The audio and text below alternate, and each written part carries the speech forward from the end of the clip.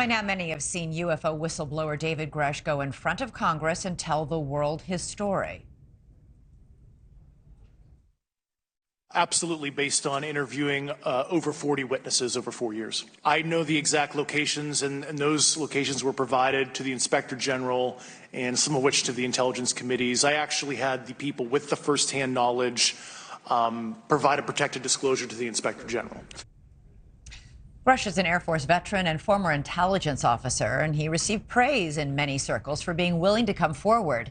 But he also knew that he would become a target of public scorn as well.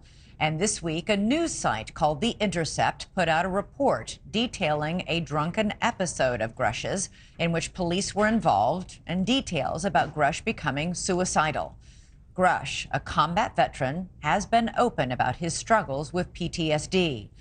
Ross Coulthart, the journalist who initially interviewed Grush for NewsNation, has pushed back vehemently on the Intercept story in what he sees as a smear campaign. Last night, the reporter behind the Intercept story tweeted out that he'd been let go from the Intercept after 3 years. I want to bring in NewsNation's Brooke Schaefer. Brooke, this reporter has a history of pranks. It turns out this was another. He thought it was funny to tweet out that he'd been let go when he had not. Yeah, that's right, Elizabeth. To clarify, that Intercept reporter was not fired. He was making a joke on his Twitter account, pushing people to subscribe to a new newsletter.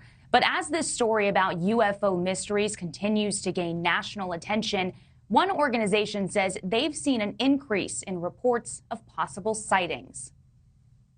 I saw something last night that I cannot explain. An unexplained phenomena that's been happening for decades. That phone call from 1977, an Air Force pilot reporting a possible UFO. Sometimes it looked like two yellow lights, and then sometimes it kind of came together as one.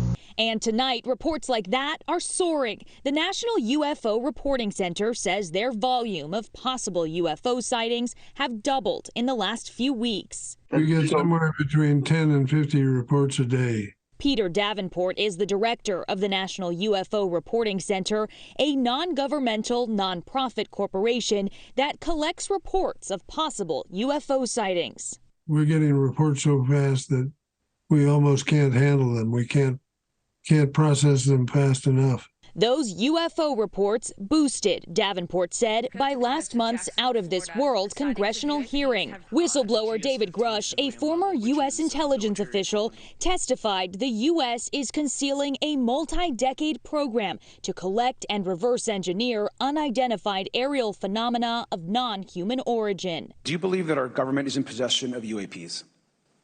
Absolutely, based on interviewing over 40 witnesses over 4 years. The Pentagon has denied Grush's claims, but the hearing, which produced headlines around the world, further fueled those who believe they have spotted aliens in the sky.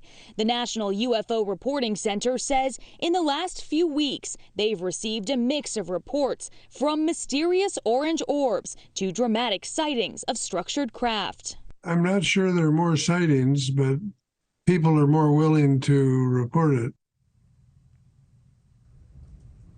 Since its founding in 1974, the National UFO Reporting Center says it's processed more than 170,000 reports with sightings in all 50 states, though the organization highlights it is not an investigative body, therefore it can't validate these reports. Elizabeth? All right, Brooke Schaefer, thanks so much for that report tonight. Thanks so much for watching. Go to joinnn.com to find NewsNation on your television provider. And don't forget to click the red subscribe button below to get more of NewsNation's fact-driven, unbiased coverage.